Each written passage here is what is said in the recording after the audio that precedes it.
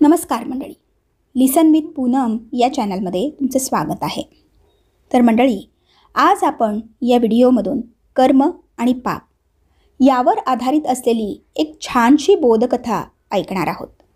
त्यामुळे व्हिडिओ शेवटपर्यंत नक्की पहा. चला तर मग आजच्या या व्हिडिओला सुरुवात करूयात.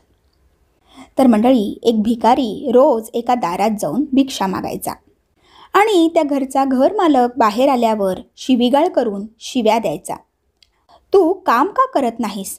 आयुष्यभर भीक मागत राहा. कधीकधी तो रागाच्या भरात त्याला ढकलूनही द्यायचा. पण भिकारी फक्त म्हणायचा, देव तुमच्या पापांना क्षमा करो. एके दिवशी सेठला खूप राग आला. बहुधा धंद्यात तोटा झाला असावा आणि भिकारी नेमका त्याच वेळी भीक मागायला आला. सेठने रागात थेट त्याच्यावर दगडच मारला. भिकाऱ्याच्या डोक्यातून रक्त वाहू लागले. तरीही तो देव तुमची पापे माफ करो असे म्हणत तिथून निघून गेला. शेठ रागातून थोडासा शांत झाला. विचार करू लागला की मी त्याला दगड मारला, पण त्याने फक्त प्रार्थना केली.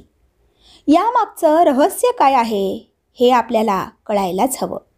आणि तो सेठ त्या भिकाऱ्याच्या मागे लागला. भिकारी कुठेही गेला तरी सेठ त्याच्या मागे लागला.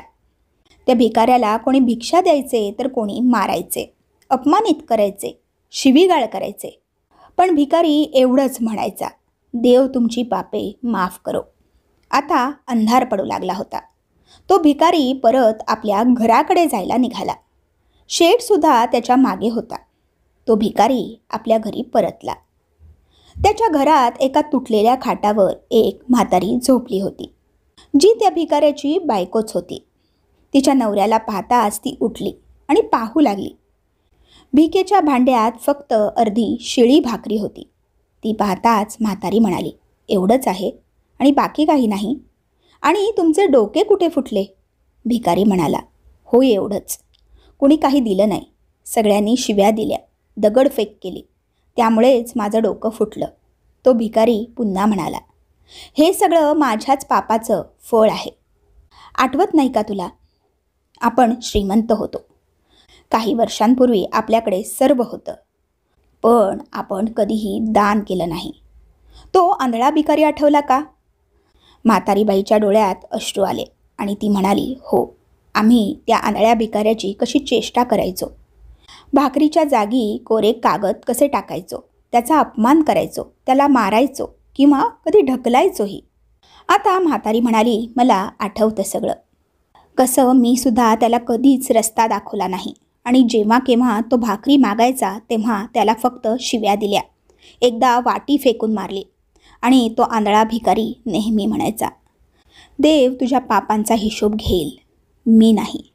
आज त्या भिकाऱ्याच्या शापामुळेच आपण दुःखात बुडालो आहे.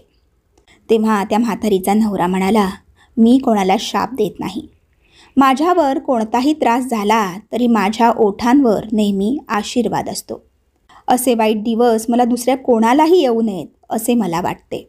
त्यामुळेच माझ्यावर अन्याय करणाऱ्यांसाठीही मी प्रार्थनाच करतो. कारण त्यांना माहीत नाही की ते कोणते पाप करत आहेत. आपण भोगले तसे दुःख दुसऱ्या कोणालाही भोगावे लागू नये. म्हणूनच माझी स्वतःची अवस्था पाहून मनातून फक्त आशीर्वाद निघतात. सेठ गुपचूप सर्व ऐकत होता. आता त्याला सर्व काही समजले होते. म्हातारीने आणि तिच्या नवऱ्याने अर्धी भाकरी एकत्र खाल्ली आणि परमेश्वराचा महिमा म्हणत झोपी गेली. दुसऱ्या दिवशी तो भिकारी सेठकडे भीक मागायला गेला. सेठने भाकरी आधीच बाहेर ठेवली होती. त्याने ती भिकाऱ्याला दिली आणि हसतमुख आवाजात म्हणाला, माफ कर बाबा, चूक झाली. तो भिकारी म्हणाला, देव तुमचे भले करो, आणि तो तिथून निघून गेला. तर मंडळी, या कथेचं तात्पर्यच हे की सेठला एक गोष्ट समजली होती.